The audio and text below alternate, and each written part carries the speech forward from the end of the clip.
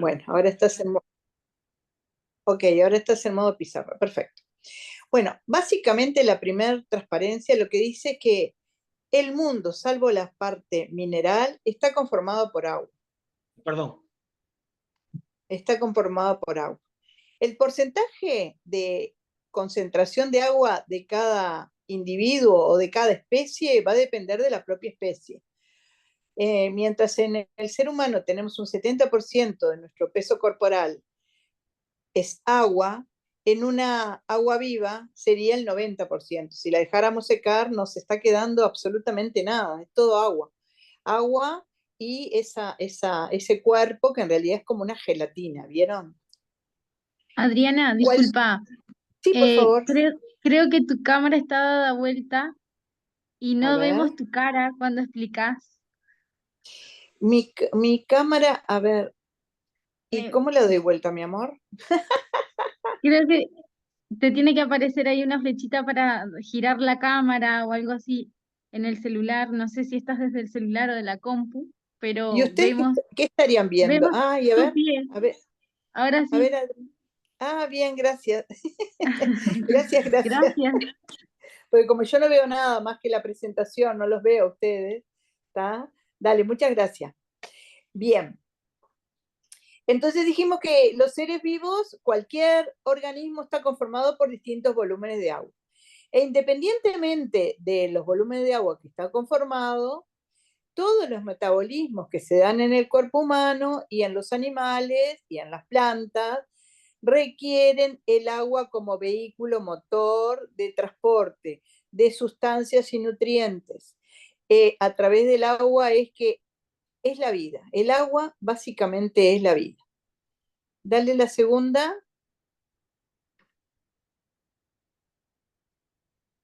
Esto es lo que estaba diciendo. El agua es lo que permite todos los procesos, la movilización del alimento, la transferencia de tanto de minerales como de nutrientes a través de las membranas. Siempre el soporte es agua.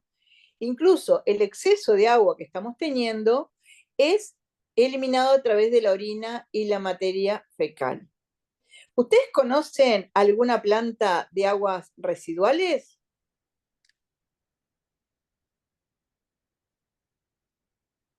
No me apabullen. Residuales no. Nunca Perdón, visitaron ¿pero te una referís? planta de tratamiento de agua. Bien, bien. ¿Nadie conoce una planta de tratamiento de agua? Sí, acá en la Una Capuera planta hay de una. agua. ¿Pero tú conoces la planta de aguas residuales? ¿Conoces alguna planta de aguas residuales? No, lo que hay acá son unas piletas de decantación, ¿Es a eso? cielo abierto incluso, y ¿Dónde es estás lo único que tú? conozco. En la Laguna del Sauce, en Maldonado, en Está la Capuera. perfecto. ¿Cuántas veces te miraste al espejo? Últimamente ninguna. Bueno, caramba. ¿Alguien se mira al espejo? Sí, ¿Y qué ven? mi reflejo. Nosotros mismos somos uno. ¿Quién habló? Yo, Andrea. Andrea, perfecto, exactamente. Cada uno de nosotros es una planta de aguas residuales. ¿Lo pensaron alguna vez? No. No, ahí está tremenda la comparación. ¿Eso fue bueno o fue malo? Buenísimo. Fíjense, los tres productos que tiene una planta de aguas residuales: líquido, orina; sólido, materia fecal; gases. Bueno, no les voy a decir lo que son los gases. ¿No somos una planta de aguas residuales caminando? Sí. Nunca lo había pensado. Y está bueno que si ustedes como docentes puedan visitar una planta de aguas residuales. Sí. Imagínense a los chiquilines Sí, cuando les nosotros, dicen que ellos son una planta de aguas residuales y sí, después nosotros se acá en hacen Jun tenemos desechos. la de Claldi. Bueno, está. Sirve igual. En Jun tienen lagunas residuales. Sí, Lagunas sí. residuales que están entrando por ruta 3 a mano izquierda, antes de llegar al rancho. Sí, ¿Dónde, y dónde saliendo comes? detrás de la Clali también hay una planta Bien. que utilizan ellos. Ahí va, sí, es la que lo obliga. La Sí, diferencia entre una planta y otra es el tipo de proceso que se da. Pero los elementos que elimina la planta son estos tres: orina, materia fecal y gases. O sea, líquido, efluentes líquidos, efluentes sólidos, que es la materia, y efluentes gaseosos, que son los gases que se desprenden del proceso de fermentación. ¿Ok? Bueno, espero que los haya sorprendido esto porque nunca lo habían pensado. Vamos a ver si los sorprendo con alguna otra cosa más. Dale la siguiente. ¿Qué quiere decir que el agua es un recurso renovable y finito? A ver, docentes. ¿Qué quiere decir renovable? Renovable porque hace un ciclo, el ciclo hidrológico, y todo el tiempo se está renovando. Bien. Exactamente. ¿Y finito por qué? Finito porque si bien es renovable, tiene su fecha de caducidad. En algún momento no se renueva más. A ver, ¿qué quiere decir O eso? mejor dicho, se termina. Claro, si le damos tiempo a la naturaleza, no puede regenerarse como debería. que no se puede renovar fácilmente. Pido la palabra. Voy a ver si los puedo ver, porque yo así, mirando así, no logro verlos. A ver, dale ahí, estoy ahí. Bueno, finito porque es una cantidad determinada. No podemos generar más de la que ya hay en cualquiera de los tres estados en los que se encuentra. Por ende, si perdemos 1 litro de agua, es 1 litro de agua menos. Si lo perdiéramos de la forma que sea, ¿no? Es 1 litro de agua menos en los que podemos contar en cualquiera de sus tres estados. Pero ustedes habrán sentido hablar alguna vez que los sistemas pueden ser sistemas cerrados, semicerrados o abiertos. ¿El planeta Tierra es un sistema cerrado, semicerrado o abierto? Semicerrado, supongo. ¿Y el resto de la gente qué opina? Un sistema abierto. Abierto. ¿Y el resto? Vamos 0, 1, 1. No escuché la terminología en cuanto a cerrado, semicerrado o abierto, pero quizás cerrado si se refiere a que la cantidad de agua en el mundo siempre es la misma, solo que va de un lado al otro, en realidad sería cerrado, ¿no? Es cíclico, por lo tanto, vuelve siempre al mismo sitio. El tema es que dependiendo de lo que hagamos con el agua, va a ser si puede ser utilizado como un recurso, como un bien, o si queda para la nada, digamos, que no sirve más. De acuerdo. En ese sentido, es finito. Pero la pregunta no era si era cerrado, semicerrado o abierto desde el punto de vista del agua. El planeta Tierra como tal, ¿no? El planeta Tierra como tal, pero en lo particular el agua es parte del sistema Tierra, o sea que lo que suceda para el planeta va a suceder para el agua. O sea, el planeta necesita de su vínculo con el espacio exterior. Por eso digo que es semicerrado.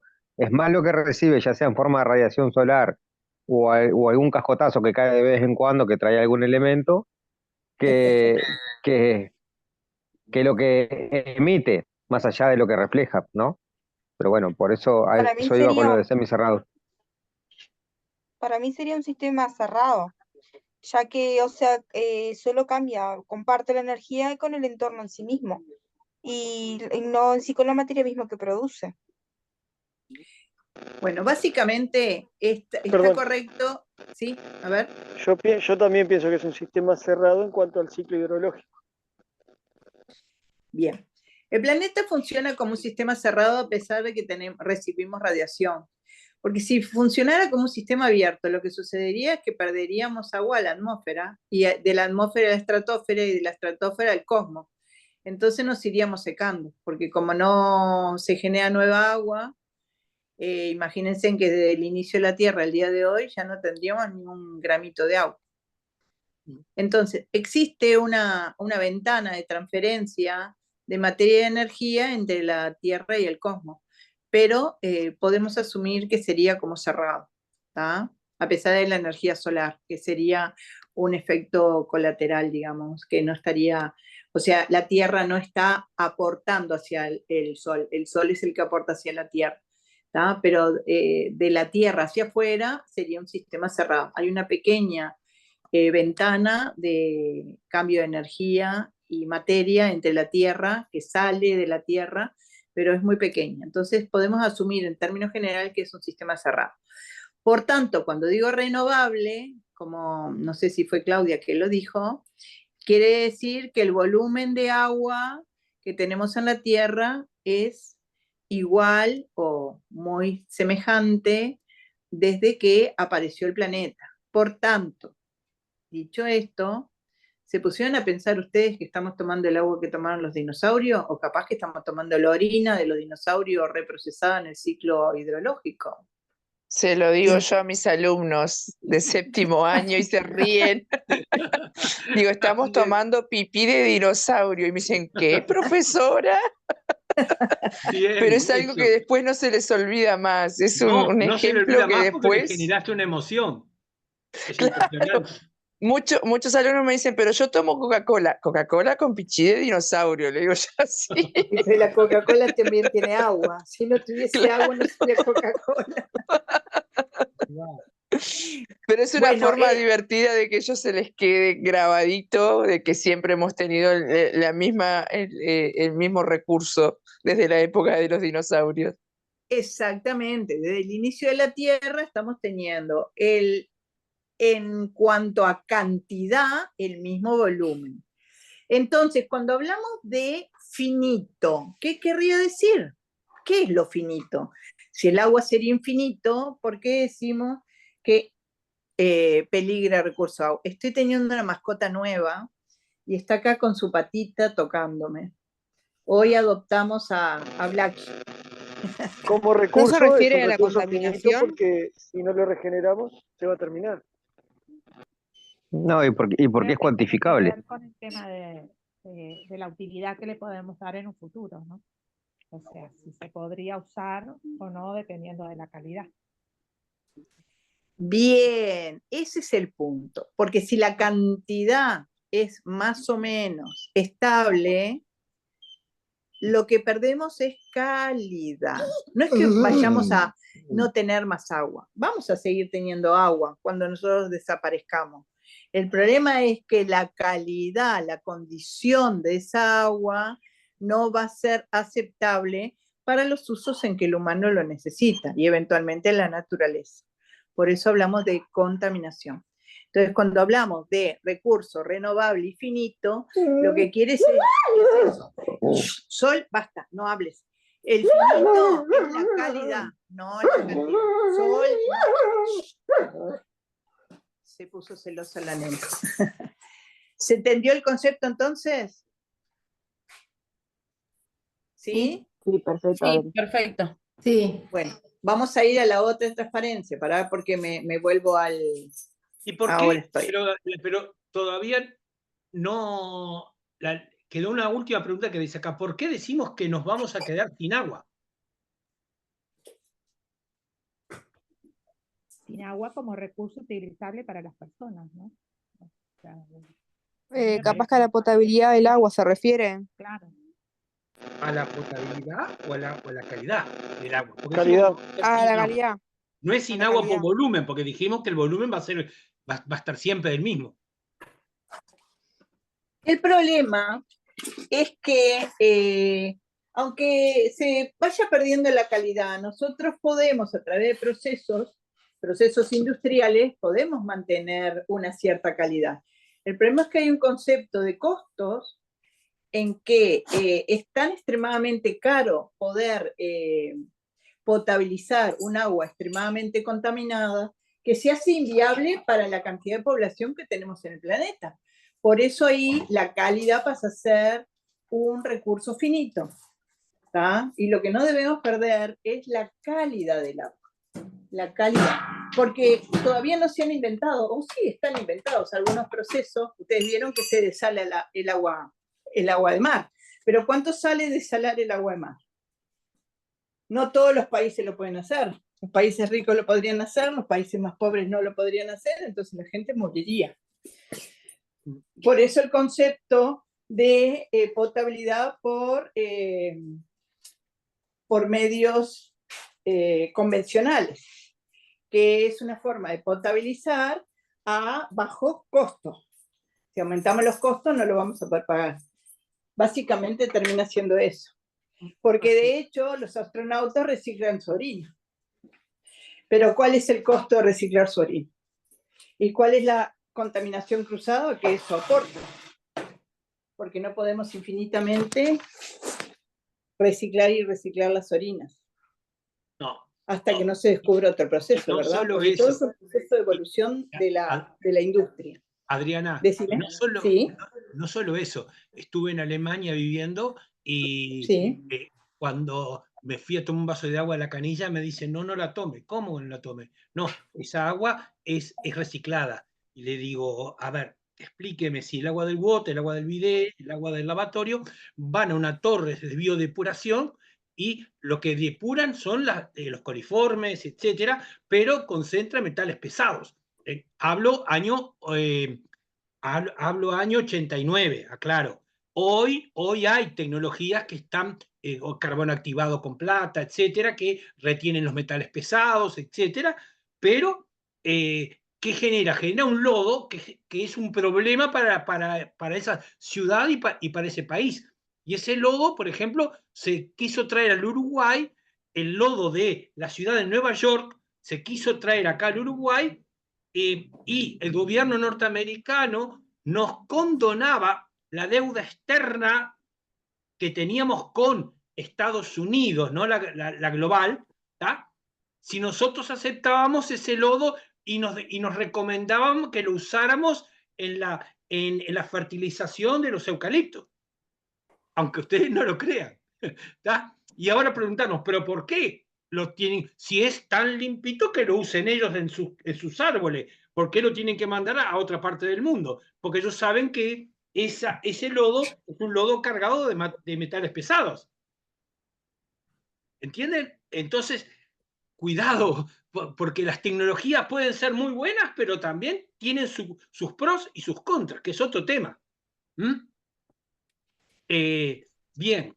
¿Y qué hicimos con esa oferta, Fernando, de esos lodos? Juntamos las firmas y todos los partidos políticos se pusieron de acuerdo y dijeron, no, eso es un disparate. Además, los convencimos, obviamente, porque el tema fue que le mostramos el riesgo que significaba hacer eso.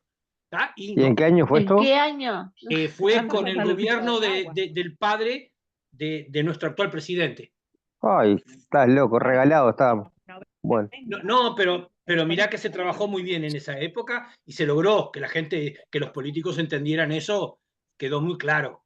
Y sería malo para que se pusieran de acuerdo, ¿no? Costó un poco, hubo muchas discusiones, pero se llegó a acuerdos para eso. El plebiscito del agua, ¿no fue? Eso salió después de esto, porque justamente el problema fue el uso del agua. Yo no me acuerdo bien si salió antes o salió después, pero creo que fue después de esto. Vimos que el tema del agua empezaba a tener sus problemas. Tiene que ser después porque el plebiscito del agua es 2004. 2004, sí, fue después, pero ya se tomó conciencia de eso, ¿entendés? De eso fue lo bueno. Bien, seguimos. Seguimos a la otra. Bueno, de acuerdo a lo que estuvimos hablando, entonces, hablamos que el agua actual es nueva o vieja. Vieja. Claro, si estamos hablando que desde el inicio del planeta, digamos que estaríamos usando un agua vieja, que obviamente que es nueva porque entra en el ciclo hidrológico y va dando esa vuelta del ciclo y se transforma nuevamente en un recurso. ¿Tá? Seguimos en la próxima.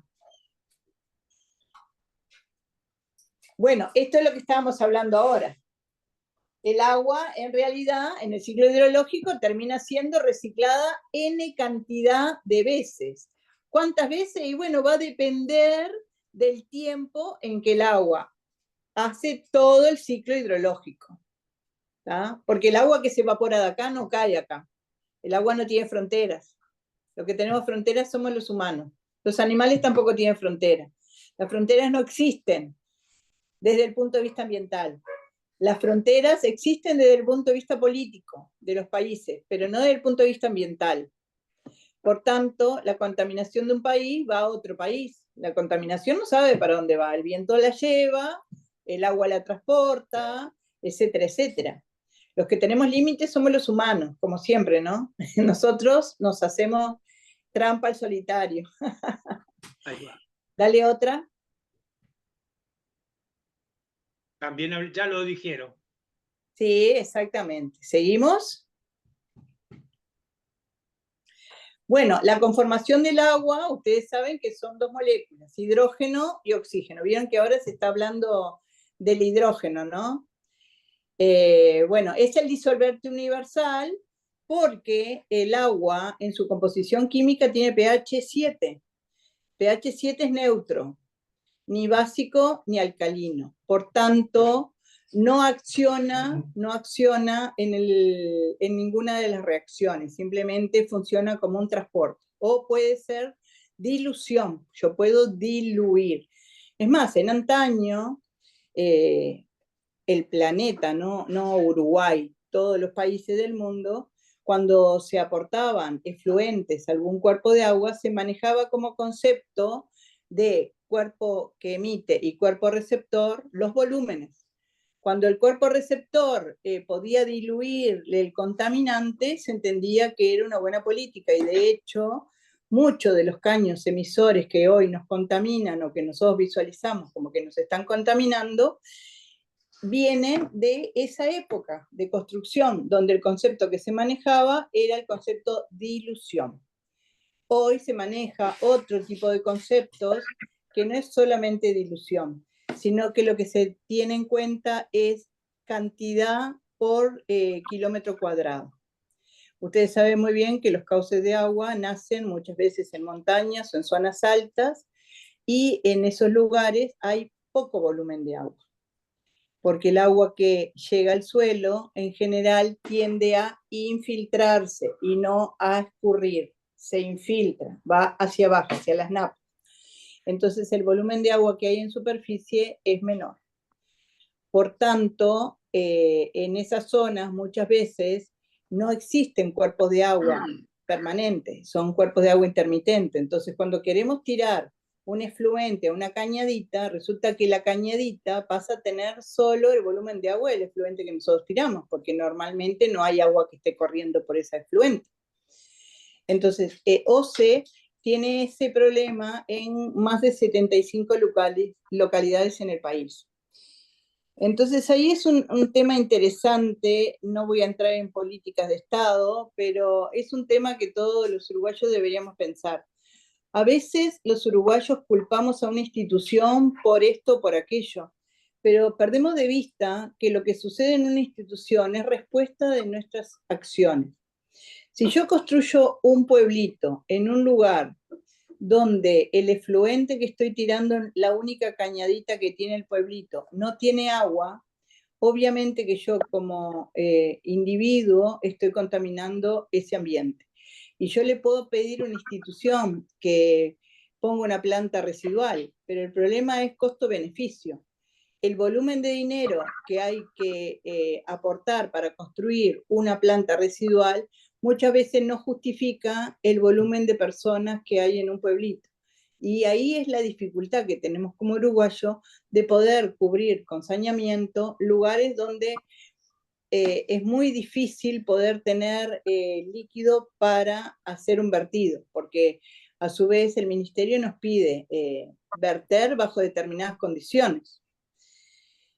Y siempre que vertemos, para lograr hacerlo, necesitamos un proceso de purificación extremadamente exigente, por lo cual los costos son extremadamente altos. Entonces, imagínense que cada pueblito tuviese que pagar, imagínense en un pueblito de 500 personas que quieren el saneamiento, que correspondería darle saneamiento, y que para lograr cumplir con los estándares de medio ambiente del decreto 253, de vertido cuerpo de agua, cuando el cuerpo de agua no tiene agua, sean 10 millones de dólares. Deberíamos dividir esos 10 millones de dólares entre los 500 pobladores. Imagínense, la deuda externa del país lo tendría cada uno de los pobladores, solo para tirar agua residual. Entonces, ¿por qué les digo esto? Porque los humanos ponemos una casita en cualquier lado, pero también tiene que haber una relación entre dónde ponemos la casita o la industria en relación al servicio que nos va a dar el ambiente donde nosotros vamos a colocar ese emprendimiento, tanto la casa, el pueblito, como la empresa. Entonces, tiene que haber un ordenamiento territorial. No podríamos o no deberíamos poner cualquier cosa en cualquier lado, porque después las consecuencias que vamos a tener, el Estado económicamente no las puede paliar. Entonces, a veces construimos un pueblito 10 o 15 kilómetros de distancia del lugar original y resulta que ese otro lugar ya nos permite tener las condiciones de tener todos los servicios que nosotros requerimos como humanos, ¿tá? Y eso es ordenamiento territorial y ambiental, pensado no desde la parte política, sino desde la parte ambiental. No es lo mismo construir un pueblito en la parte alta de una montaña, en la parte alta de un cerro, que construirlo en la parte baja de la desembocadura de un río. Entonces, los humanos no pensamos en términos ambientales. Y el ordenamiento es algo que deberíamos empezar a pensarlo día a día. Es difícil de poder introducir estos conceptos, pero para poderlos introducir primero hay que conocerlos. Imagínense que yo voy a construir una planta potable y una planta residual en un arroyito, y tengo todo el volumen de agua que necesito, y tengo la calidad de proceso de la planta residual y de agua que necesito, porque tengo todo el dinero para hacer la planta genial. ¿Qué construyo arriba? ¿La potable o la de agua? ¿Y qué construyo abajo? ¿La potable o la de agua? A ver, pregunto. Es una pregunta. Es una pregunta. ¿Qué construyo Y primero? la toma de agua la construimos aguas arriba y el vertido aguas abajo. ¿Y el resto qué opina? Hay que ver qué hacemos con los lodos también, ¿no? De la toma de agua. Vamos de a uno, mi amor. Vamos de a uno, mi amor. Dale. ¿Quién hablaba? Jessica, ¿estabas hablando? Sí, que coincido con el compañero que habló, no vi el nombre, pero coincido con él, que debería ser así. ¿Y el resto de la gente qué opina? Yo también coincido, porque todo lo que hago en la cuenca alta va a repercutir en el resto de la cuenca. Exactamente. Yo construiría una planta potable primero y después construyo el agua, la planta residual después. Ahora imagínense que donde yo estoy construyendo mi planta potable, que está arriba de mi planta potable tengo establecimientos que son lecheros. ¿Ustedes qué piensan? Voy a tener que Te va a contaminar contabilizar todo. mucho, va a salir carísimo. ¿Vieron por qué es importante el ordenamiento territorial? Porque cuando yo tengo una lechería, aunque sea extensiva porque tengo los animales en el campo y no estoy haciendo una producción intensiva, cuando yo reúno los animales para sacarle la leche, el animal come y defeca y orina, y eso va al cuerpo de agua o a un tajamarcito. ¿Tá? Entonces, ¿qué es lo que sucede? Yo estoy concentrando nutrientes. Sí. Decime. Eso, Pablo. nitrógeno puro. Nitrógeno que por lixiviación se van a los cuerpos. Exactamente. Entonces, si de alguna manera esos vertidos terminan en el cuerpo de agua, que más abajo yo voy a tomar el agua potable, posiblemente tenga, si yo como OCE tuve que represar, porque el volumen de agua no me da para toda la población que tengo que abastecer, tuve que represar, lo que voy a tener en esa represa es tiempo de retención del agua. Cuando tengo tiempo de retención del agua, lo que quiere decir es que el agua queda más tranquila, más suave, menos movimiento. Sol, no hables. Y el sol, cuando le pega, si tengo fósforo y nitrógeno, lo que voy a tener son florecimientos algales. Y después la culpa la tiene OCE. ¿Quién tuvo la culpa? Bueno, es el campito que heredé, ¿verdad? La culpa en realidad es el porotito que tendríamos que aportar todo para tratar de mejorar algo. A veces es muy difícil poderle pedir a todo el mundo mejorar todo de todo, porque es imposible. Primero hay que pensarlo, racionalizarlo, después ver qué económicamente puedo hacer. ¿Tá? Decime, Jessica, me parece que sí. Usted, disculpe que la corte. Sí. Usted recién estaba hablando de una zona agropecuaria, ¿no? Sí. ¿Verdad? ¿Qué pasaría cuando estamos en forestal? No sé si se me entiende la idea. Sí, Capaz ¿y no. vos qué pensás? ¿Y vos qué pensarías?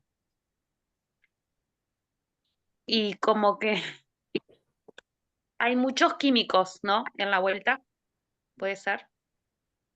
Como que va a perjudicar también la calidad A del ver. agua. Y también va No a sé si afectar la cosecha de agua. A ver. Que también va a afectar a la cosecha de agua, porque los pinitos los eucaliptus me van a tomar el agua que debería cosechar. Exacto. A Y ver, la Pablo. retención, la retención del suelo también. Vieron que tocamos un pequeño tema y se empiezan a abrir nuevos temas, ¿no? Bueno, lo primero que va a suceder es que porque en el caso de la forestación, lo que vamos a tener va a depender del tiempo de esa forestación. No es lo mismo cuando yo recién planto la plantita, que cuando la plantita es joven, que cuando la plantita tengo que ralearla porque tengo los arbolitos muy apretaditos, entonces voy a sacar esto, voy a sacar aquello. Después les cortamos las ramitas de abajo, ¿vieron? Después limpiamos. Bueno, cada etapa va teniendo distintas dificultades. En realidad, la primera etapa es la más complicada, porque la primera etapa no es tanto los productos químicos que le ponemos, más bien que lo que sucede es que en las primeras etapas de forestación lo que aportamos son hormiguicidas, insecticidas, porque las hormigas se comen a los pequeños bebitos de arbolito. Entonces, ahí comparto con Pablo que lo que sucede es que cuando llueve, saben que los herbicidas y plaguicidas normalmente tienen lo que se llama persistencia en el ambiente. Eso es vida útil del plaguicida. Algunos plaguicidas pueden durar horas, otros pueden durar cientos de años. ¿Se acuerdan cuando hablábamos del DDT? El Uruguay tiene DDT y nunca usó DDT. ¿Por qué? Porque vino de la Segunda Guerra Mundial. Y algunos productos que entraron ahí medio de contrabando de algunos países. Y el DDT, la Segunda Guerra Mundial, década del 50-60, todavía están en el ambiente. ¿Por qué? Porque tienen un tiempo de permanencia en el ambiente extremadamente largo. Es como un pañal. Yo tiro un pañal, qué bárbaro, el nene le cambio 5 pañales, pero ese pañal que tiré me va a durar 50 o 60 años en el ambiente. ¿Se entiende? En el caso de la forestación es lo mismo. Cuando yo pongo mi arbolito, lo que voy a tener son hormigas que se van a comer a los bebitos de árbol. Entonces le ponemos bastante hormiguicida porque plantar los árboles es muy caro. Pero para plantar el árbol también tuve que dar vuelta a la tierra. Por lo cual, si en ese momento llueve, voy a tener 2 problemas. Primero, me va a lavar el plaguicida. 2, me va a erosionar. Voy a aportar sedimentos al cuerpo de agua. Entonces, todos los que están abajo están afectados. Cualquier cosa que hagamos arriba, vamos a afectar a los que están abajo. Por eso, cuanto mejor lo hagamos los que están arriba, la afectación de los que están abajo es mejor. Pero lamentablemente todo, ¿dónde recae? En la parte económica. Porque los industriales lo que quieren es obtener a corto plazo grandes capitales. Y es entendible. Solo aquellos que realmente tienen un compromiso con el ambiente hacen las cosas de una manera diferente. Y para eso el Ministerio de Ambiente tiene que ser un ministerio fuerte. pero para ser un ministerio fuerte se requiere muchos recursos y no podemos estar en todos lados todo el tiempo. Por eso los monitores ambientales que quiere desarrollar Fernando es un elemento importante, porque ¿quién conoce el ambiente? ¿Conozco yo el ambiente que sucede en Guichón? ¿Conozco yo lo que sucede en Laguna del Sauce? No, los que más conocen son los lugareños. Claro. Yo cuando toda la vida trabajé en todas partes del país, ¿a dónde voy a preguntar? Al que vive ahí todos los días. Sol, basta. Porque capaz que la persona no tiene el conocimiento académico, pero la persona sabe que algo cambió. Entonces le digo, ¿qué notaste hace 10 años, 5 años, 2 años? ¿Notas un cambio? Y la gente te dice, bueno, no sé qué es lo que pasa, pero antes yo veía tal cosa y ahora vio tal otra. Entonces yo, que soy el técnico, que tengo que desdoblar esa información y manejarla técnicamente. ¿Qué es lo que me está queriendo decir la persona? En cuanto al color del agua, en cuanto al volumen de vegetación, en cuanto a la erosión, siempre hay información que... Los estudiantes muchas veces te dicen, me ha pasado en el liceo rural, de que te digan, yo les preguntaba, digo, ¿por qué el guayabo del liceo no estaba produciendo frutas? Se pudrían las frutas. Dice, no, sabe que hace unos años sí, pero desde que pusieron la rosera, que está a tantos kilómetros, sabe que ahora no produce más. Y nosotros creemos que debe ser algún producto que los gurises con 12, 13 años, o sea, eso es asunto que se habla en la casa. O sea, hablas de transgénicos, la portera de aquel establecimiento que tiene una imagen, un cartel con una imagen determinada. Entonces eso, ellos se van dando cuenta, viven ahí, no tienen la información técnica, pero se van dando cuenta de que las cosas van cambiando, ¿no? De acuerdo. Bueno, ustedes siempre recurran al lugareño, porque el lugareño es el que tiene el dato histórico. Es clave contar con la persona de cada lugar. Clave. Lo que pasa es que profesora, son tantos factores los que inciden que el pobre lugareño, más que contar, no va a poder hacer más nada, aparte de contar qué es lo que está ocurriendo. Bueno, pero ¿sabes lo que pasa? Que si yo soy el técnico y tengo los conocimientos, pero me falta la información, no puedo tomar decisiones correctas. Ahí va. Entonces, y algo más, perdón, ¿sí? algo más que quiero aclarar.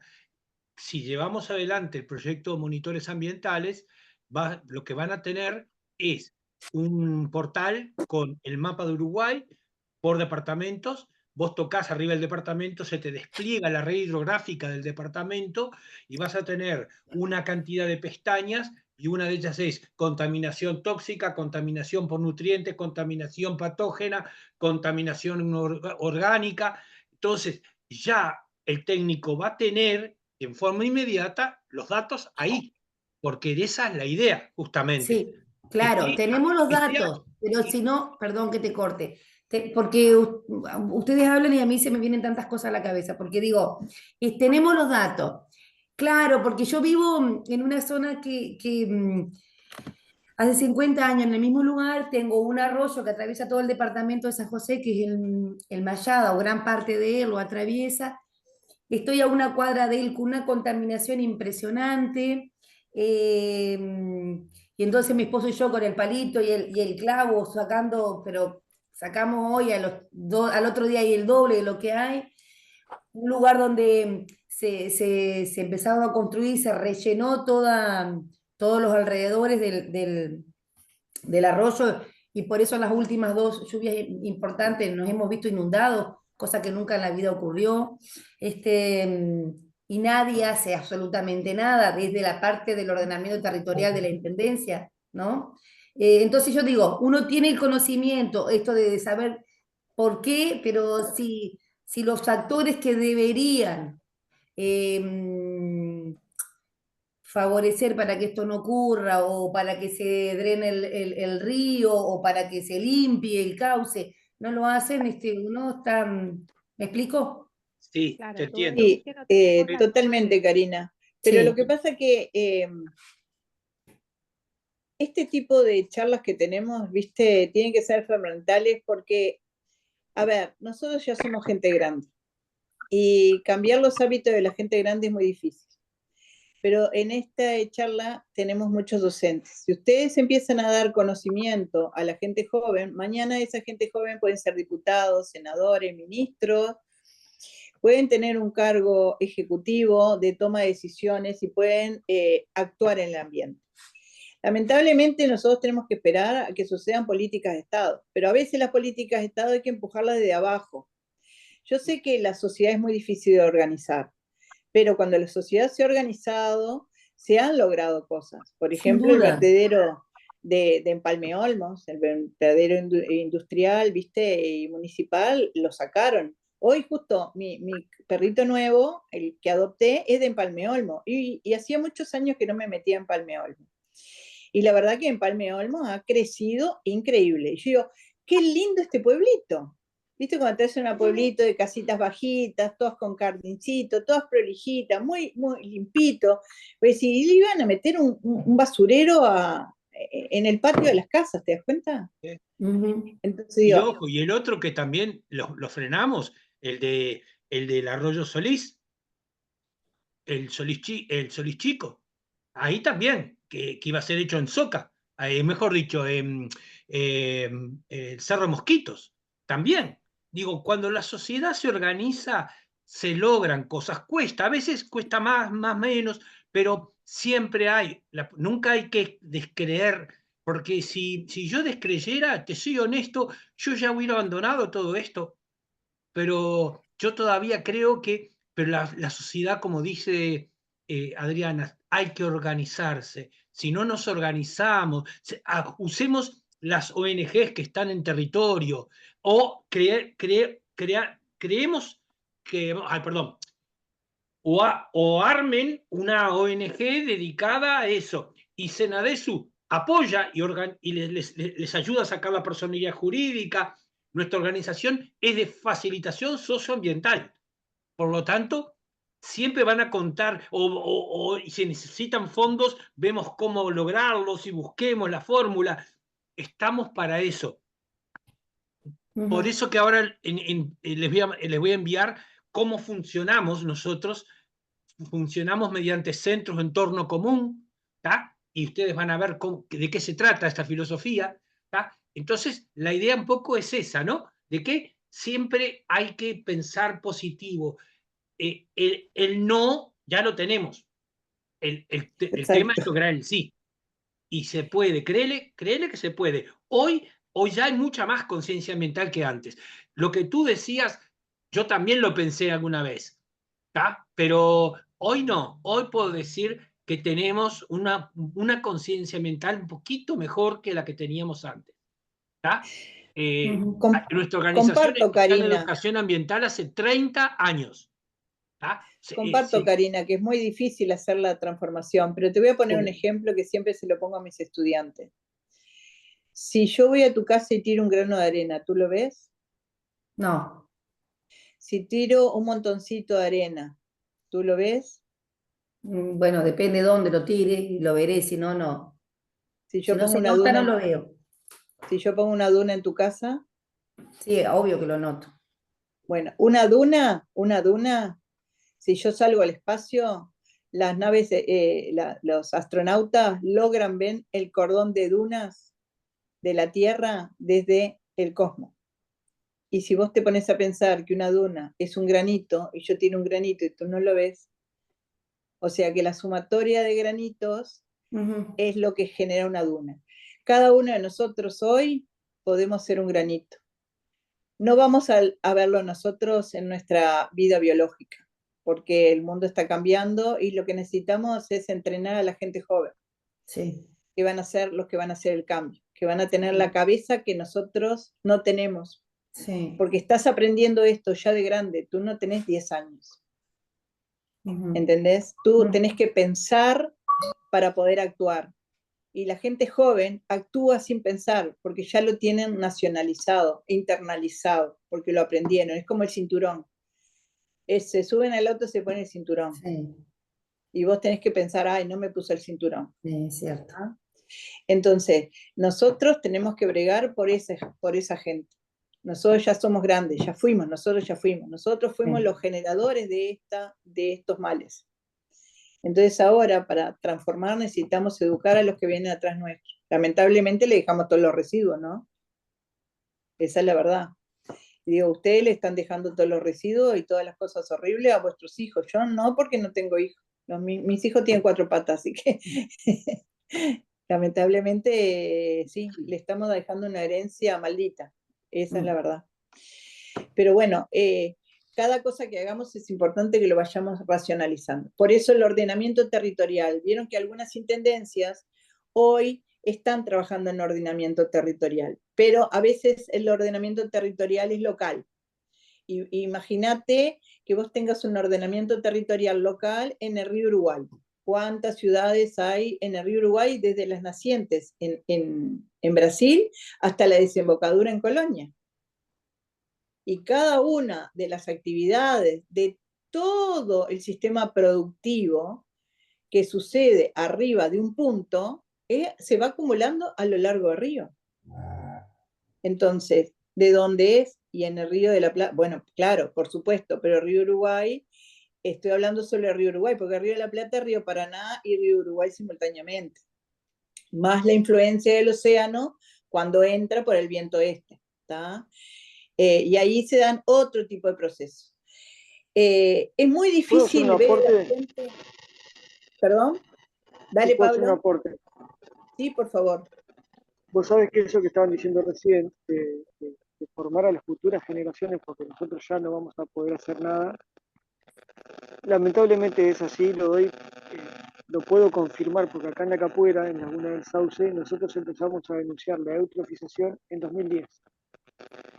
Y todavía ni siquiera había escuela, creo, en esa época. En cambio, hoy en día, después de mucho laburo y formación de comisión de cuenca, etcétera, en la escuela se habla de la calidad del agua y de la importancia de la laguna en nuestro hogar. Entonces los chiquilines, como vos estabas diciendo recién, ya tienen presente el cuidado del agua y no es lo mismo que la mayoría de los vecinos que estaban alrededor de la laguna tirando 15-15 en sus jardines, ¿no? Entonces puedo dar por cierto eso que estaban Yo te voy a diciendo. preguntar una cosa, Pablo. ¿Tenés pozo negro? No, tengo baño seco. Ah, bien interesante. Miren qué interesante. Bueno, es. cuando empezamos a hablar de la eutrofización, empezamos a proponer humedales y sanitarios alternativos. Yo ya usaba baño seco en otros lugares que había vivido, por eso lo usamos desde siempre. ¿Y los líquidos bueno, a dónde los vertés? Los líquidos van a un tarro con carbón y después los entreveramos con agua que van a las plantas. Bueno, carbón, piedra, bolita de arcilla y arena. Ya estás haciendo algo, ya estás haciendo algo. Sí, de hecho, varios vecinos se dirigieron a nosotros para hacer humedales y piletas de decantación después de todo este tipo de denuncias, porque los tomadores de decisión que había en el libro verde de las bases técnicas para el manejo no hicieron lo que había que hacer a tiempo, pero los vecinos sí lo hicieron. Bueno, imagínate que yo empecé a trabajar en Laguna del Sauce por la década del 80. Y los problemas que tiene Laguna del Sauce, la planta de Laguna del Sauce, provienen justamente de Laguna del Cisne y del Potrero.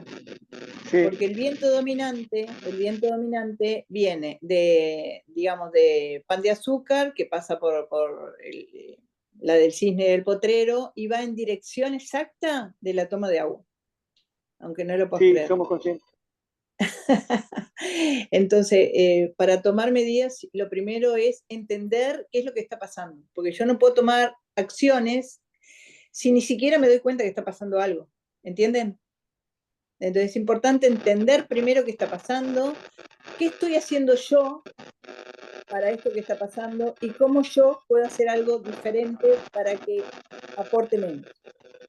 Bueno, OCE tiene un problema gravísimo todos los años en Laguna del Sauce justamente por aporte de la zona de la Capuera. Pero no es solo, porque frente a la Capuera hay toda una zona de bañados.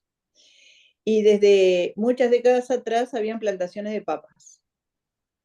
Y por supuesto que se usaban fertilizantes. Y en esa zona de bañados, como dijimos, cada vez que hay un cambio de régimen, porque no es lo mismo un río que un embalse. Cuando yo estoy en una situación de embalse, lo que tengo es el agua quieta. Cuando tengo el agua quieta, ¿Qué es lo que sucede si tengo tierra en un vaso de agua y tengo el vaso de agua quieto? Se sedimenta. Me sedimenta, exactamente, me sedimenta. Entonces, cuando yo estoy en un río, es como que yo batiera con una cucharita esa agua, esa tierra en el vaso de agua. Pero cuando yo dejo el vaso quieto, es como que tuviese una represa o tuviese un lago. Y si además yo tengo plantas, las plantas cuando sacan la cabeza, o sea, se hacen emergentes, cuando salen fuera del agua, lo que hacen enlentece más el movimiento del agua. Entonces, al enlentecerse más, las partículas más pequeñas también siguen precipitando. Entonces el sol entra porque hay mucha transparencia en el agua. Y entonces ahí lo que tenemos de fósforo y nitrógeno. Y se generan las algas. El fósforo es muchas veces limitante, pero como uno en el agua dulce deberían ser entre 7 y 13 nitrógeno. Entonces a veces lo que sucede es que tengo un poquito de fósforo, pero lo que me está faltando es el nitrógeno. Pero ustedes saben que todos los organismos en el ambiente van generando recursos para sobrevivir en los ambientes donde están. Entonces ahí aparecen las algas tóxicas. ¿Por qué? Porque las algas tóxicas tienen unas células modificadas y captan el nitrógeno del ambiente y lo meten en el agua. Por tanto, todos ustedes se mueren y yo, que soy una alga tóxica, sobrevivo, porque tengo un mecanismo que ustedes no lo tienen. ¿Tá? Ahora, cuando yo me muero, libero ese fósforo y nitrógeno y vienen ustedes y lo comen, porque yo ya lo dejé disponible. Entonces, no es solo que haya fósforo y nitrógeno en el ambiente, tiene que estar en la forma asimilable. ¿Qué quiere decir con esto? Vieron que vamos derivando los temas, ¿no? Cada tema se va como... Es increíble. Es la verdad que este es uno de los cursos más fermentales que he visto, se lo digo con honestidad. Bueno, ya dejé la transparencia, las abandoné por ahí, ¿no? Sí, pero no importa. Imagínate que, Pablo, que yo soy la persona que te tengo que dar de comer y todos los días te doy una sandía entera sin cortarla para que tú la comas. ¿Tú la podés comer? En realidad sí. ¿La podés comer? Sí, con las manos la rompo y la como, pero no, ya sé a lo que va. Estoy completamente Pero tú entendiendo no lo te que podés poner una sandía en la boca. No, Porque no es las algas no asimilable. tienen, las algas no tienen mano y tampoco tienen cuchillo. Entonces tienen que abrir su célula, algún poro de su célula y meter esa sandía gigante adentro de ese agujero. Imposible, porque la sandía es más grande que la célula. Entonces, para que las plantas y las algas y los animales y el humano necesitamos tener formas asimilables en las formas que podemos ingerir. No por nada un bebé toma mamadera y come papilla. ¿Está? Ahí va a tener todos los nutrientes, pero no es solamente tener los nutrientes, tiene que estar en la forma en que lo puede comer. Entonces, esas formas son lo que nosotros llamamos formas asimilables. En el caso del fósforo y nitrógeno, tiene que haber nitratos y tiene que haber fosfatos.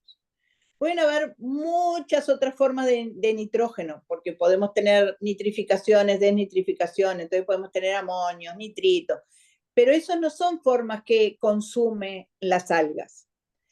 Y las cianobacterias, la ventaja que tienen esa célula que está diferenciada y que toma el nitrógeno cero de la atmósfera.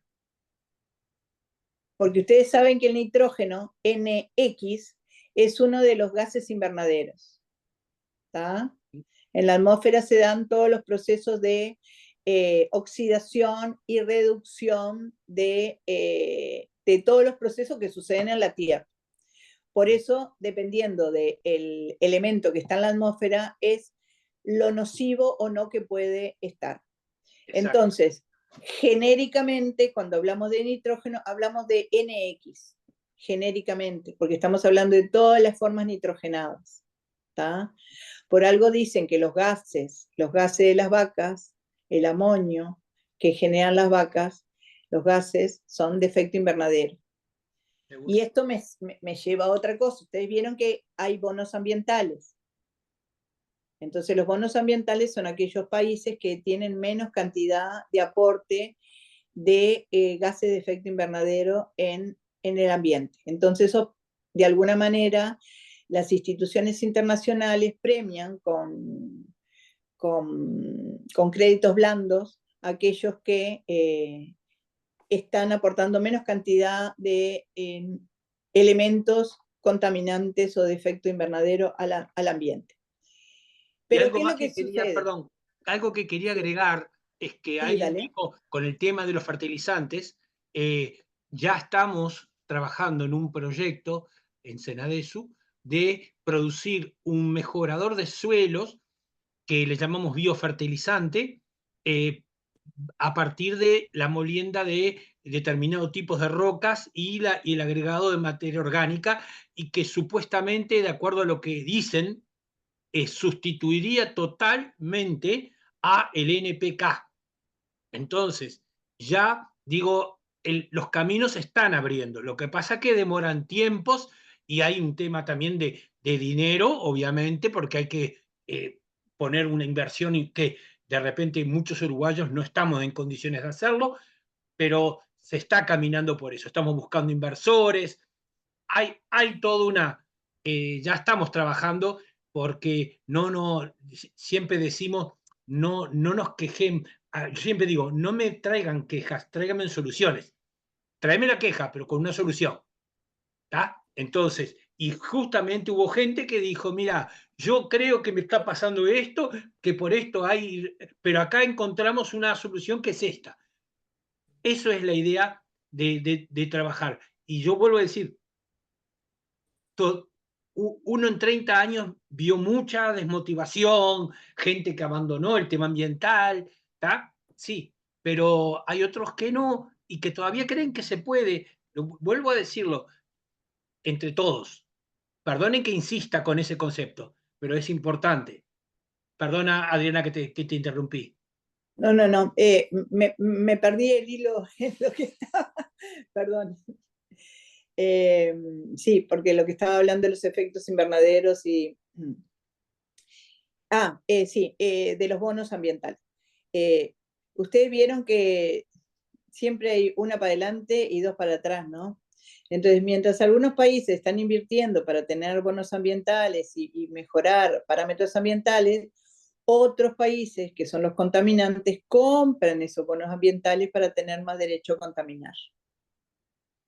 Porque hacen como una especie de promedio, ¿no? Este contamina mucho, este contamina poco, y entonces si junto este que contamina mucho con este que contamina poco, entonces contamino por la mitad. Bueno, no es así, porque volvemos al primer concepto, la contaminación no tiene límites, yo estoy contaminando acá, el que está no contaminando está del otro lado del mundo, entonces yo estoy usando algo que él está beneficiando al ambiente, pero de este lado, entonces yo estoy contaminando a mi vecino o a mi propia población.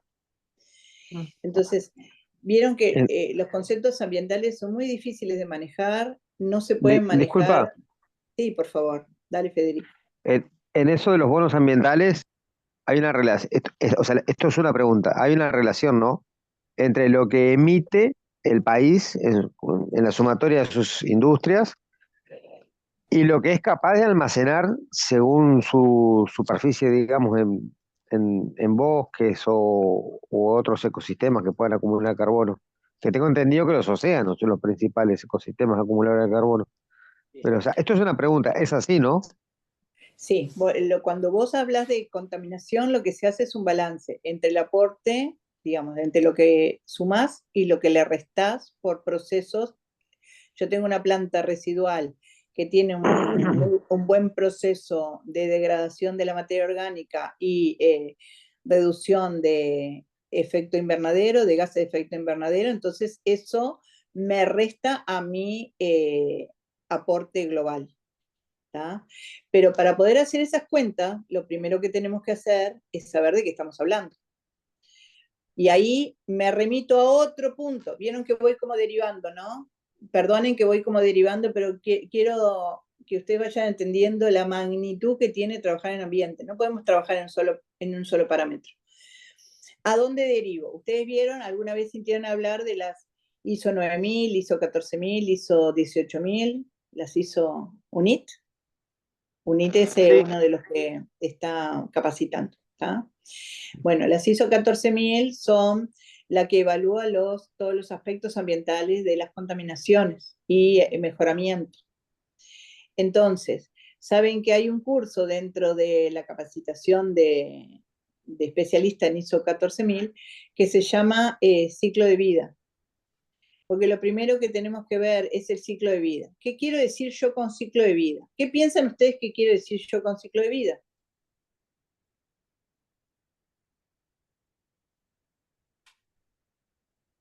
¿Nadie tiene idea? A mí, alguien me lo explicó muy bien hace poco tiempo en un congreso que participé y me dijo lo siguiente. El producir autos eléctricos es una mentira que soluciona el efecto invernadero. El cambio climático, en una palabra. Y me lo explicó de la siguiente forma. En la producción del auto eléctrico genera una huella de carbono superior al ciclo de vida de un auto a combustión interna, por ejemplo. Lo que está diciendo Fernando es que yo lo que tengo que ver es desglosar mi proceso de producción. Entonces, yo soy una empresa. ¿Y cómo desgloso mi proceso de producción? Entra mi materia prima y saco zapatos. Entra mi materia prima, la paso por la máquina, tengo tantos operadores, trabajan tanto tiempo, tengo esto de residuo, necesito una planta residual o no, y saco tanta cantidad de guantes, goma, tarro de aceite, paquete de arroz, no importa. Pero ¿qué es lo que sucede? Lo que me está entrando es mi materia prima. ¿Alguna vez sintieron ustedes, voy a seguir evolucionando en el pensamiento, ¿alguna vez sintieron ustedes internalizar las externalidades? Internalizar las externalidades. Internalizarlas no he escuchado. Yo tampoco. Bueno, es internalizar las externalidades. Quiere decir que si yo soy la empresa y necesito madera, por ejemplo, y la madera es mi materia prima, yo voy a decir, bueno, tuve tanto costo de madera, ¿está? Y a partir de ahí calculo mis costos, ¿está? Pero para procesar la madera en mi empresa, me puse al lado de un arroyito y le estoy sacando el agua al arroyito, porque yo mi madera la tengo que triturar, cocinar, y tengo una mini plantita que funciona o no funciona, no me voy a poner ya ahí, funciona o no funciona, y de ahí voy a tener residuos sólidos y residuos líquidos. ¿Dónde van esos residuos líquidos? De vuelta al cursito de agua donde saqué agua, ¿está? Y con esa agua voy a refrigerar mi sistema de calderas, ¿Cuánto le pagué a la naturaleza por sacarle esa agua al arroyito? Nada. ¿De dónde sé que viene la madera que estoy usando como materia prima?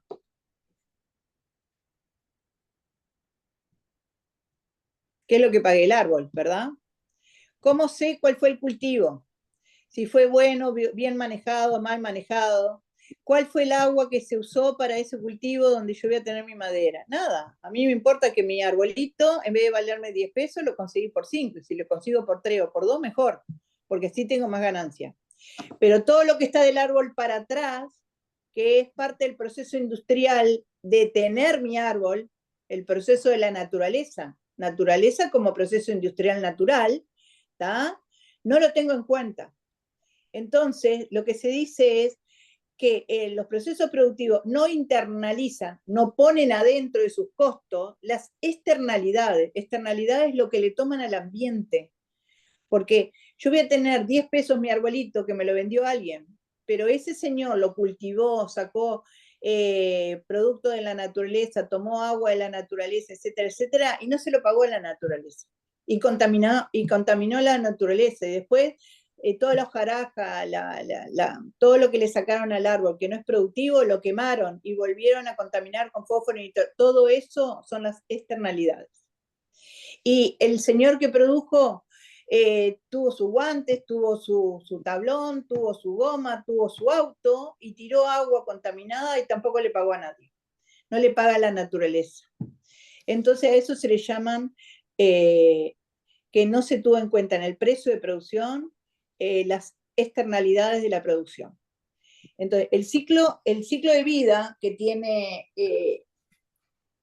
el curso de las ISO 14000, lo que le enseñan los estudiantes es a evaluar las externalidades. Entonces, cuando yo pongo un arbolito en la puerta de la fábrica, no va a ser lo mismo un arbolito con un cultivo sostenido con un arbolito que no tiene un cultivo sostenido. ¿Cuál le parece a ustedes que va a salir más barato? ¿Cuál les parece a ustedes que es el más caro? ¿El sostenido o el no sostenido?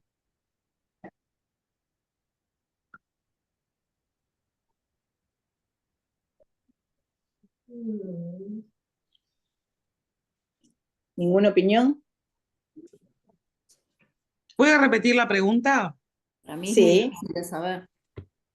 ¿Cuál tronco, cuál arbolito que me va a entrar en mi industria va a ser más caro? ¿El que viene de un sistema sostenido de producción o el que viene de un sistema que no es sostenido de producción? El que no es ¿A sostenido. corto o a largo plazo? También. Bueno, a ver, decime ¿A vos. corto o a largo plazo? Decime vos a corto y A después decime largo largo. plazo, a largo plazo me parece que el que es sostenido. Y a corto plazo, económicamente, el no sostenido. Para el sostenido a largo plazo, ¿es más caro o más barato? Y es más barato. A largo plazo nos devuelve en vida a todos. Pero es a largo plazo. Y el sistema económico le importa a corto plazo. Pero ahí ya mezclaste un montón de cosas, Verónica, que no son del mismo valor. A corto plazo, lo que desde el punto de vista productivo, por ahí me sale más barato, pero no es la pregunta que yo estoy haciendo. La pregunta que yo estoy haciendo es, el árbol que yo pongo, el tronco que pongo en mi proceso industrial, si viene de un proceso sostenido de cultivo o viene de un proceso no sostenido, ¿cuál saldría más barato? ¿El sostenido o el no sostenido? No importa el tiempo. El no sostenido es más barato. El no sostenido. El no sostenido es más barato, pero ¿por qué es más barato? A ver. Porque no tiene mantenimiento. Las ni externalidades. personal, Exactamente, No se tiene porque en no cuenta. tiene, exactamente, no tiene las externalidades que tiene la producción del árbol, porque así como mi proceso industrial tiene externalidades, el que produce árbol también tiene externalidades. ¿Está? Por Pero a largo ejemplo, plazo va a salir carísimo. es que el problema es que lograr producir más barato tiene un mayor costo. Lo que pasa es que a largo plazo va a tener un mayor beneficio. Pero los productores lo que quieren es renta, y la renta la quieren a corto plazo. Entonces, nunca es barato producir sostenido. Entonces, nadie pone en sus costos de producción las externalidades. Miren, les pongo otro ejemplo. No es lo mismo producir, y usted, bueno, en realidad en el Uruguay hoy se tendría que dar, tendrían que regalarnos la luz, esa es la realidad. Porque no me des besito, quieto. Vieron que nosotros transformáramos ahora nuestra matriz energética. Entonces, ¿qué es más caro? ¿Producir en forma de hidroeléctricas o producir con el viento?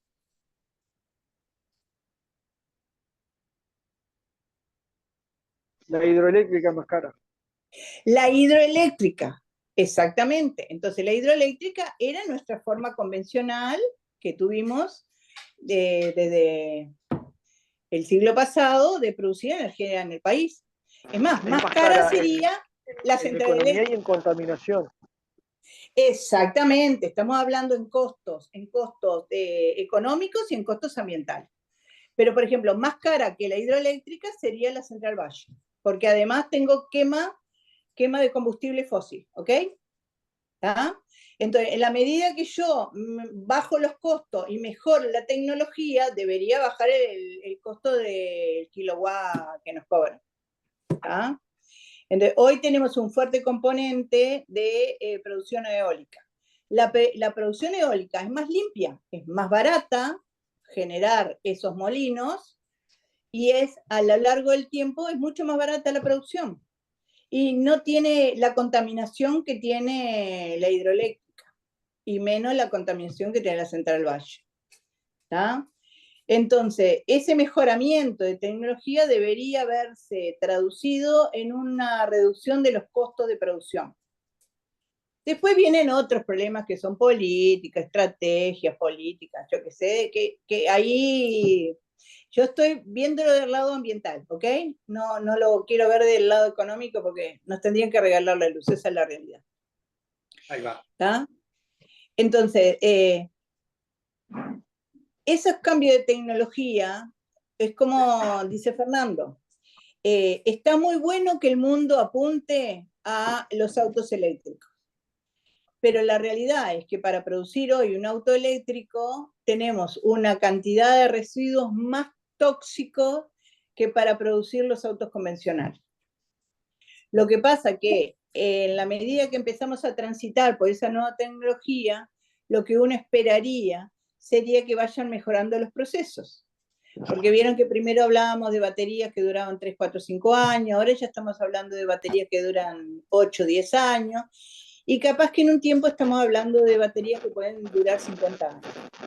¿Tá?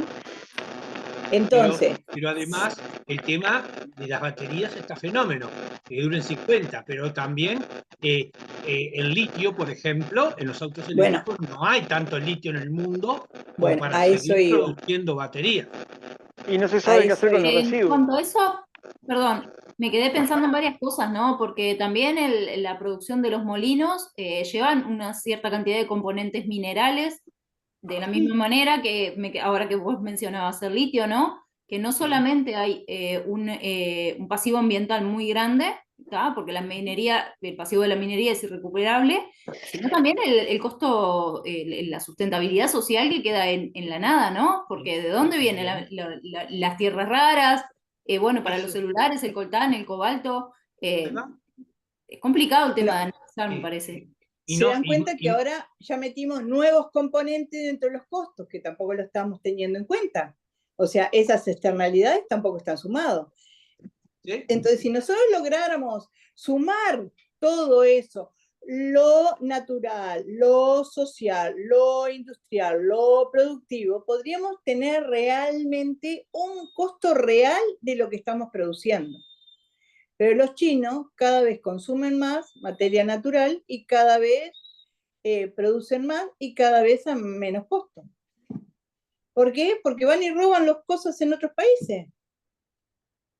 Entonces, me olvido del concepto de robo, lo veo como robo desde el punto de vista ambiental. O sea, como bien decimos, para producir teléfonos necesitamos determinados componentes. Para producir las baterías de los autos necesitamos determinados componentes. ¿Quién es el único o los únicos que tienen esos componentes? Son países que no son desarrollados, que tienen gobiernos corruptos, que cualquiera va, se mete una reja, trabaja un yacimiento y no tiene permiso de ningún lado. ¿Esa gente se piensa que va a trabajar ambientalmente seguro? No. Lo que necesita es sacar mucho en poco tiempo para enriquecerse pronto. Entonces, ahí es donde se va, mientras parte del mundo lucha por bajar los contaminantes, trabajar en forma mejor, otra parte del mundo, que muchas veces son las grandes industrias, trabaja en el sentido opuesto. Entonces, ese equilibrio es muy complicado, porque los que trabajan en forma correcta son los menos, y gastan más. Y entonces se enriquecen menos. Entonces los industriales no quieren trabajar en esos términos. Sí. Por eso tiene que haber políticas de Estado extremadamente fuertes. Y literalmente tendrían que matar a aquel que contamine. O sea, no matar que pum y lo mata. Digo, económicamente o con o con cosas que realmente al tipo digo, no, a mí me sirve trabajar bien y no trabajar mal. ¿Se entiende? Sí. Pero esas cosas no suceden. ¿Por qué? ¿Qué es lo que viene? Ah, pero si yo mato a este industrial, no en el sentido de muerte, sino en el sentido ficticio, esta persona, y ustedes lo saben, lo vivimos todos los días, bueno, yo cierro y dejo 200 familias en la calle. Sentido comercial. ¿Entienden? Entonces es muy complicado trabajar las cosas ambientales porque terminan siendo cosas económicas, se terminan traduciendo en cosas económicas. Las cosas económicas, lamentablemente, no las podemos controlar ambientalmente. Y la gente no quiere perder el trabajo, yo no quiero que nadie pierda el trabajo. Entonces, los gobiernos aceptan que este o aquel trabaje mal porque, bueno, mantiene a la población económicamente trabajando. Y ahí me voy a otro aspecto. Si tengo una población que está trabajando, a su vez tengo gente que tiene salud, que su estado alimenticio es correcto. ¿Entienden que es toda una cadena? Es muy difícil Y que consume. romper un eslabón. Sí. Y Decime, bueno, Pablo. Que a su vez, estar trabajando también consume y aporta al mercado interno y bla, bla, bla. quiero hacer una Entonces, pregunta. Ya estamos, por favor. ya estamos en la hora de finalizar, pero la pregunta es la siguiente. No sé cómo, pasa que muchos ya se han ido. Yo creo que lo que nos queda del módulo 1 lo empezamos en la próxima clase, ¿les parece? ¿Cuándo sería la próxima clase, El profesor? miércoles, El miércoles. ¿A qué hora? a la misma hora, 20 horas. 20 horas. Bueno, esto es un poco para hacer reflexión, gente. Estuvo bueno porque salió del agua y que derivó en temas que están atados al agua también. De hecho, todo esto es que no Ustedes podemos, tienen que pensar como dice que el agua Morén, es la columna vertebral del ambiente. Todo lo que hagamos, bien, mal, más o menos, ¿dónde termina? En el agua. En el agua. Entonces, como la cadena ambiental es tan larga y hay tanta cantidad de componentes, es muy difícil trabajar a macro nivel para solucionar esos problemas. Entonces, tenemos que ser fundamentales todos nosotros. Y para eso, la educación a la gente joven es lo que nos va a sacar adelante. Que la gente joven prefiera gastar más para estar mejor que gastar menos para enriquecerse. Esa es la realidad. Y ya hay países donde los movimientos ambientales hacen hasta el boicot a los productos y a las empresas que no trabajan de determinada forma. Hasta eso, les digo más. Por eso es importantísimo que estos temas se hablen en las escuelas, en primaria, desde el vamos. Mirá, yo trabajo con un grupo de primera infancia de 3 años, son 15 niños y cada vez están 8 horas que nos lavamos los dientes, yo digo con la canilla cerrada, no podemos gastar el agua, Pero es un verso que yo repito siempre porque yo soy medio, ¿no? Y el otro día entra una compañera y yo estaba con el cepillado y nos ponemos a conversar y escucho cuando uno le dice al otro, no, cerrá la canilla, gastamos el agua. Y yo digo, ¿te das cuenta que uno lo hace como algo que ya lo tiene incorporado? Y ellos, es tan importante todos estos temas, manejarlos desde el vamos con ellos. Exacto. Porque lo incorporan tan natural. Miren que vivir con la cabeza en ambiente es un estilo de vida, es una forma de vida. Sí. Y para poder tener esa forma de vida, lo primero que uno tiene que racionalizar los conceptos. Y para racionalizar los conceptos uno tiene que aprender. Es difícil pensar en ambiente, esa es la realidad, pero se puede, de a poquito podemos. El problema es que no sé si el planeta nos va a dar el tiempo porque ya se nos fue la rosca. Ese es el problema. Esa es la realidad. Sí. Y los cambios que estamos teniendo, que ustedes lo están notando, tenemos casi, el Uruguay ahora está teniendo dos estaciones. Una fría y una Vieron que antes había más diferencia entre la primavera, el otoño, el invierno. Ahora hay como dos. O hace frío o hace calor. En invierno tenemos calor. En verano tenemos frío. Las tormentas. algunos accidentes aéreos como consecuencia no de deterioro del equipamiento, sino simplemente procesos que se dan en la atmósfera alta. ¿Tá? Y eso es consecuencia de los cambios que nosotros hemos hecho. O sea, nos merecemos que el planeta no se extermine. Esa es la realidad. Sí, Y obvio. es una lástima que cuando con la pandemia, que como decíamos, a lo que estábamos encerrados, que contaminábamos menos, que estábamos todos como que más contentos porque por las noticias que veíamos de las mejoras que se estaban viendo, pero que después que se terminó la pandemia no aprendimos nada y seguimos a la misma. Cierto, sí. Igual Parecía que creo que habíamos hubo un incorporado cambio, ¿no? conceptos y decíamos que íbamos a salir todos siendo más fortalecidos y en realidad el ser humano... Bueno, nos gusta Y, vivir cómodos, ese es el problema. y Nos por gusta vivir eso cómodos. los docentes debemos formarnos en temas que nos formaron en el IPA, sí, nos dieron un bleque de conocimientos, pero tenemos que profundizar algunos temas como la inteligencia emocional, trabajar desde esa visión, tratar de trabajar y entender cómo funciona el cerebro del ser humano. Digo, dentro del programa de educación ambiental de Senadesu tenemos talleres de inteligencia emocional, de hecho, porque entendemos que no sirve de nada tener un conocimiento como lo tenemos los docentes si no tenemos las herramientas para manejar las emociones. Para manejar, o no manejar, la palabra manejar no me gusta, para orientar las emociones. Saber cuándo determinada forma de decir las cosas genera un impacto emocional en el otro. Poder gestionarla, sí. Tenemos que formarnos, y aunque sea en forma autodidacta, o en asilo a veces hay cursos de eso. Yo hice varios cursos en asilo sobre la temática. Yo les recomiendo eso, que a mí me resultó muchísimo. Y hay un autor que me encanta, que se llama Paul McClelland. Creo que ustedes en formación docente ahora sí lo están viendo, antes no lo enseñaban. Era El cerebro triuno y los aprendizajes. Se los recomiendo que busquen, incluso hay un PowerPoint muy bueno sobre eso. Paul McClelland, y si no me lo piden, que yo lo tengo acá, el PowerPoint, yo se los envío sin ningún problema. Bueno, un gusto, gente. Nos vemos el miércoles, si gustan. Gracias igualmente. Bueno, Muchas gracias. Me gustaría saber cómo miércoles. resultó cada uno, les voy a mandar un formulario. ¿Está? Ok, muy bien. Perfecto. Nos Gracias. vemos. Bueno, un Descansen, besito. hasta luego. Gracias, hasta la Pronto. próxima. Bueno, Un abrazo gracias. grande para todos. Gracias. Chao, chao.